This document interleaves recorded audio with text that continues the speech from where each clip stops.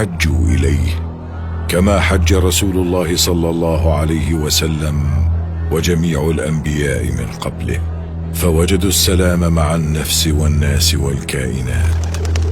فمن هذه الأرض انطلقت رسالة السلام، وعن هذه البقاع قال محمد صلى الله عليه وسلم: والله إنك لخير أرض الله وأحب أرض الله إلى الله.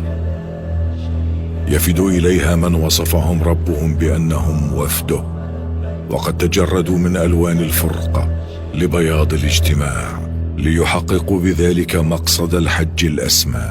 ينتظمون في مشهد إنساني عظيم لا فضل فيه لعربي على أعجمي، ولا لأبيض على أسود، إلا بالتقوى. يطوفون بالبيت العتيق ليحافظوا على بقائه قياما للناس، فلا تقوم الساعة حتى لا يحج البيت. يستقبلونه معظمين ويلتزمونه مطيعين، ويرشفون من زمزم ما يجعلهم إخوة لإسماعيل عليه السلام في حب هذا المكان وآياته البينات الشاهدة على وحدانيته تعالى. مواكب من أجناس شتى وحدها الإيمان، فكانوا كالجسد الواحد، ولغات تختلف في حروفها وأصواتها، لكنها مسموعة لدى من لا تختلف عليه اللغات. يسمعهم عن قرب فيجيبهم كما وعدهم، فالحجاج والعمار وفد الله، دعاهم فأجابوه وسألوه فأعطاهم.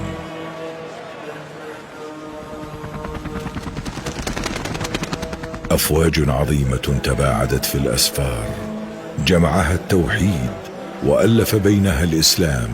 خطواتهم تخط في الأرض، لكن معانيها تخط في التاريخ. أتوا ينشدون راحة النفس من الهموم والأحزان، وطهارة القلب من الذنوب والأدران. الآن سيتحقق حلم العمر الذي كان يتراءى لهم في كل عام. وعلى قدر الإخلاص تفتح الأبواب، وتتوالى العطايا من لدن كريم وهاب.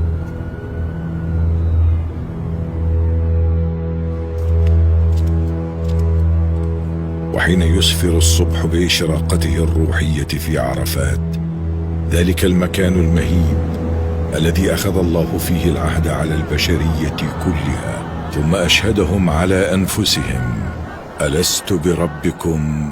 قالوا بلى شهدنا. في اليوم المشهود يتماهى البشر في لحظة الإيناس بالله مع الكون وتسبيحاته، فلا تسمع إلا أصوات التذلل والخضوع. يا إلهي ما أقواك وما أضعفنا. هناك تتخذ الجوارح هيئة الاستعداد لعفو ربها، بين أيد تمتد إلى السماء، وأعين تغشاها العبرة، وشفاه لا تفتر عن الذكر والتهليل. وبقدر ما يهفو القلب لخالقه يتراءى الحب والإخلاص في وجوه المحبين، وتترقرق في عيونهم ينابيع الفرح بالقبول. حين يتجلى لهم بنفحاته يباهي بهم أهل السماء: أتوني شعثا غبرا، أشهدكم أني قد غفرت لهم. صعيد يعج بالذاكرين، اتصلوا وتلاحموا، وليس فيهم على كثرتهم ما يميز أحدهم عن الآخر، فكلهم لآدم، وآدم من تراب. تجمعهم عرفات كل عام على سلامة الصدر وبراءة القلب وروحانية النفس. وهل تحقق الإنسانية نموذجها في الناس بأجمل من هذا؟ لا إله إلا الله وحده لا شريك له، له الملك وله الحمد، بيده الخير وهو على كل شيء قدير.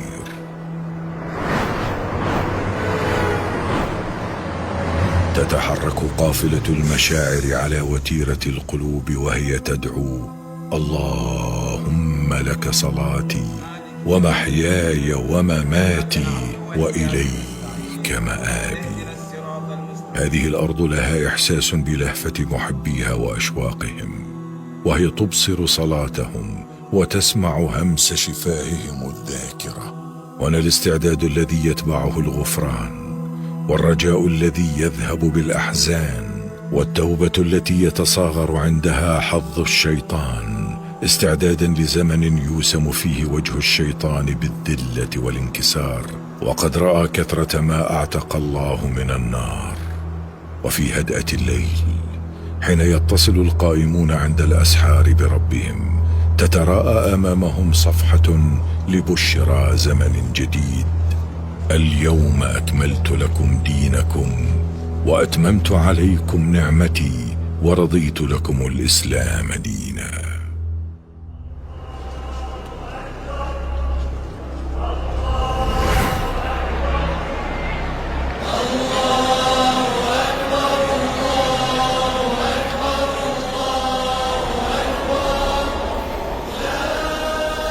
يجتلي العيد فتظهر على ضيوف الرحمن أنوار الطاعة في يوم الحج الأكبر، وتنطق جوارحهم بما وقر في قلوبهم من الإيمان بربهم والانقياد لأمره. اليوم ترغم الأيدي المتوضئة أنف الشيطان، ذلك العدو الذي تكفي لدحضه 7 حصيات، يزيد أثرها مع بسم الله الله أكبر. يوم تشتد فيه السواعد لطرده بعد أن يئس من حظه في قلوب المؤمنين. يتوافدون في جموع علمها دينها أن تسير إلى الخير بتؤدة واطمئنان، وأن تحقق مراد ربها بكل سهولة ويسر، وتكتمل الفرحة بالهدي تقربا إليه وإحسانا لعباده الفقراء.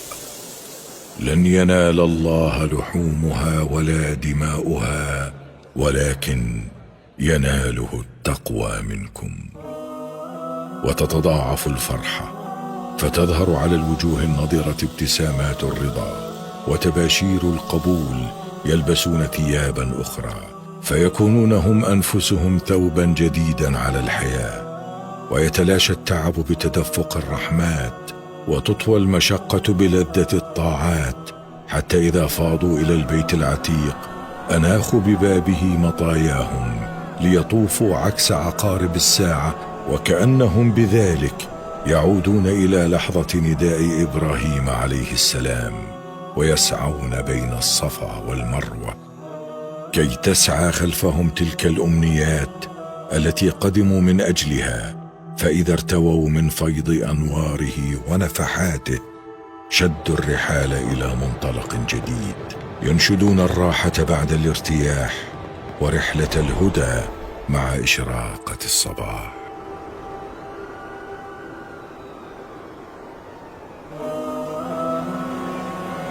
لا يزال في العيد متسع للحجيج بألوانهم وأفراحهم، فأيامه أيام أكل وشرب وذكر لله، سارعوا فيه إلى مغفرة من ربهم ورحمة، ففتح لهم أبوابه وأجرى عليهم ثوابه، فتذللوا لعظمته منيبين وشاكرين، وهبطوا من وهم عليائهم إليه مذعنين، حتى يئس منهم الشيطان ونكص على عقبيه بالذل والخسران. ومع كل حصوة يرمونها وتكبيرة يحصونها ودعوة من شغاف القلب يرجونها، اكتملت فيهم محاسن الصفات في الأيام المعدودات. ربنا تقبلنا في عبادك المخلصين، واغفر لنا يوم الدين. أيام معدودات كان عنوانها الاستسلام لأمر الله، يلتقط فيه الحجيج حجرا ويرمون حجرا ويطوفون بحجر. نقشت في قلوبهم أن كمال الطاعة على قدر الانقياد، حتى إذا قضوا مناسكهم أنابوا إليه قائلين: ربنا آتنا في الدنيا حسنة وفي الآخرة حسنة وقنا عذاب النار. في رحلة المشاعر تشهد الأنفس ما لا يصفه الشاعر، وترتفع الأيدي مودعة وشاكرة ما يقدمه هذا البلد الأمين في عصره الزاخر. طافوا حول البيت ملبين ذاكرين وداعين، يلمحون بنظراتهم جزاءهم الموعود، فسعوا إليه طائعين ورموا مهللين ونحروا هديهم مكبرين، فامتلأت قلوبهم بفيض من الهدى والكمال، واستنارت وجوههم بنور من ربهم ذي الجلال، فظهرت بين ثنايا سرورهم لوعة المشتاق إذا حان الوداع، فكان آخر دعواهم ربنا تقبل منا إنك أنت السميع العليم.